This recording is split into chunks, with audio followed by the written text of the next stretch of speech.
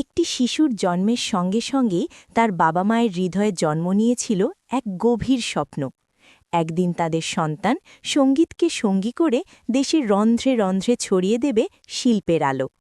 তাদের বিশ্বাস ছিল সঙ্গীত শুধু বিনোদন নয়, সঙ্গীত মানুষের হৃদয়ে That পৌঁছানোর journey এক began পবিত্র early. মাধ্যম। While এই studying in স্বপ্নের class যাত্রা 6, বাস্তব he রূপ took নিতে his শুরু very করে first ষষ্ঠ official শ্রেণীতে step into পড়ার the সময়। world of music. এই প্রথম সে অফিসিয়ালভাবে সঙ্গীত চর্চার জগতে পা রাখে। উৎসুক চোখ আর দৃঢ় মন নিয়ে সে প্রবেশ করে শিল্পকলার জগতে।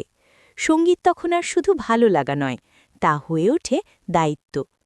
1 বছরের প্রাতিষ্ঠানিক প্রশিক্ষণে সে শেখে সুরের ভিত্তি, তালির শৃঙ্খলা আর লয়ের সৌন্দর্য।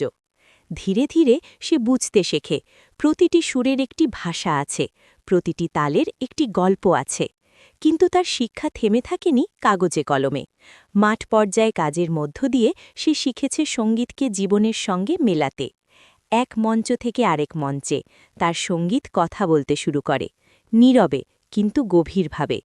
প্রতিটি পরিবেশনার সঙ্গে সে বহন করে চলে বাবা মায়ের সেই স্বপ্ন, যা তাকে কখনো থামতে দেয়নি। তার কাছে সাফল্য মানে কর্ততালি নয়, সাফল্য মানে মানুষের হৃদয়ে সুরের ছোঁয়া পৌঁছে দেওয়া। সঙ্গীত হয়ে ওঠে তার সাধনা, তার দায়িত্ব, তার পরিচয়। এই যাত্রার পাশাপাশি সে সমান গুরুত্ব দিয়েছে শিক্ষাজীবনেও, বিশ্বাস আর জ্ঞানের ভারসাম্যে। মাদ্রাসা ঘরানায় সে সম্পন্ন করে আলিম, গড়ে তোলে চরিত্র আর মনন। বর্তমানে সে অধ্যয়নরত ফাজুল পর্যায়ে, জ্ঞানার্জনের পথ চলা অব্যাহত। একই সঙ্গে প্রস্তুতি নিচ্ছে বাংলাদেশের একটি সুনামধন্য কলেজে অনার্স পর্যায়ে অধ্যয়নের।